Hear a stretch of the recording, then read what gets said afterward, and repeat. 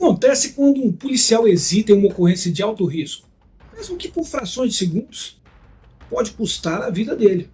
Parece impactante, né? Mas é exatamente isso que muitos estudos apontam sobre o uso das câmeras corporais, as bodycams. Elas realmente protegem a sociedade ou estão colocando vidas em risco? Fique até o final para entender por que essa tecnologia pode ser uma bala de prata, mas contra os policiais e a população.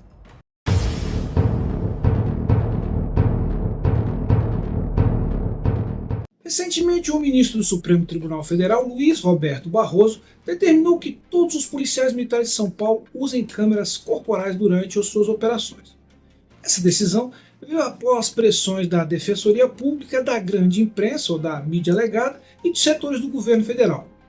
Mas por trás desse discurso de transparência e responsabilização, existe uma verdade incômoda que poucos estão contando. Vamos analisar o que realmente dizem os estudos sobre essas câmeras e os efeitos que elas têm gerado em outras partes do mundo. E prepare-se, porque os resultados são surpreendentes e muito diferentes do que você tem visto aí na mídia. A primeira força policial a adotar oficialmente essas câmeras foi a polícia de Devon, em Cornwall, no Reino Unido, em 2006. Inicialmente, o objetivo era registrar evidências em casos de violência doméstica e outros incidentes criminais. Parecia promissor. As gravações melhoravam a qualidade das investigações e serviriam como provas mais concretas nos tribunais. O uso das bodycams rapidamente se espalhou para outros países. Nos Estados Unidos, a experiência mais conhecida foi a cidade de Rialto, na Califórnia, em 2012.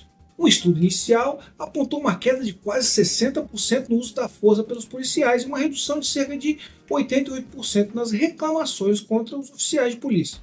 Esse estudo foi muito divulgado como um argumento positivo para expandir essa prática.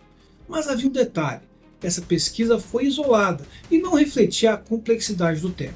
Quando a gente analisa estudos mais amplos e rigorosos, o cenário muda drasticamente.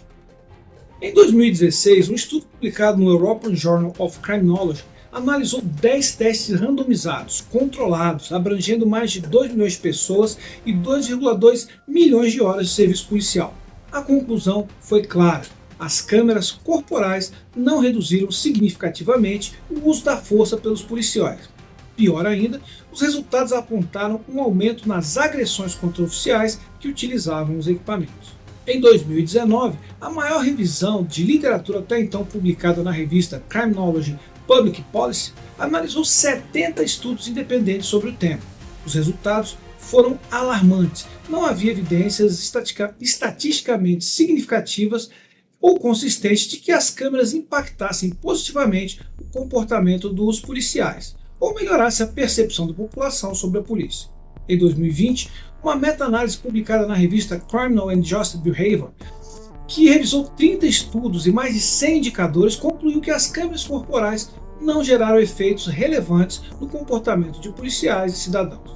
Mais recentemente, em 2023, uma pesquisa publicada no Justice Quarterly analisou 12 estudos experimentais e quase experimentais focados no impacto dessas câmeras em processos judiciais. Novamente, o resultado foi decepcionante. Não houve impacto significativo nos resultados dos tribunais nem na condução dos casos. Além disso, diversos estudos destacam que o uso dessas câmeras está fortemente associado ao aumento do estresse e da insegurança dos policiais, principalmente durante confrontos armados ou situações de alto risco. Agora vem a parte mais preocupante. Quando o policial se sente excessivamente vigiado, ele tende a hesitar em situações de alto risco. Essa hesitação pode ser fatal. Imagine um agressor armado com uma faca correndo na direção do policial. O protocolo de Tuller, criado em 1983, determinava que o policial tem apenas 1,5 a 2 segundos para reagir antes de ser atingido. Mas estudos mais recentes mostram que mesmo esse tempo, as chances de uma resposta eficaz são baixas. Pior ainda, criminosos estão cada vez mais atentos a esse tipo de comportamento. Sabendo que policiais podem hesitar por estarem sendo filmados, infratores tendem a agir de forma mais agressiva, aproveitando a indecisão como uma brecha para atacar o policial. Imagine um policial hesitando porque teme que a reação seja gravada por uma câmera corporal e que possa ser usada contra ele no tribunal. Esse instante de dúvida pode significar a diferença entre voltar para casa com vida ou se tornar mais uma vítima do crime. Outro ponto crítico é o custo dessa tecnologia. Somente a polícia de Nova York e de Los Angeles já gastaram mais de 50 milhões de dólares em câmeras e na sua manutenção. No Brasil, esse montante poderia ser usado para fortalecer o policiamento, treinar melhor os agentes e modernizar as corporações.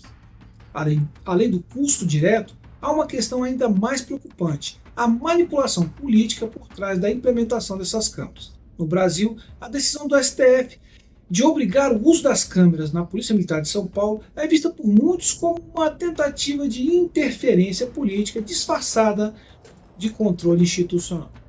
Apesar de alguns avanços na segurança pública em São Paulo, o governador Tarcísio de Freitas cedeu à pressão e aceitou o uso das câmeras. Essa decisão levanta uma questão importante: essas câmeras realmente estão ajudando a proteger a população e os policiais ou apenas colocando mais vidas em risco?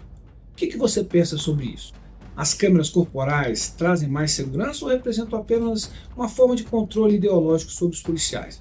Deixe a sua opinião nos comentários e compartilhe esse vídeo para que mais pessoas conheçam o outro lado dessa história. Se você ainda não está inscrito no canal, aproveite agora para se inscrever e ativar o sino das notificações para não perder nenhuma atualização sobre a segurança pública. Um grande abraço e até a próxima.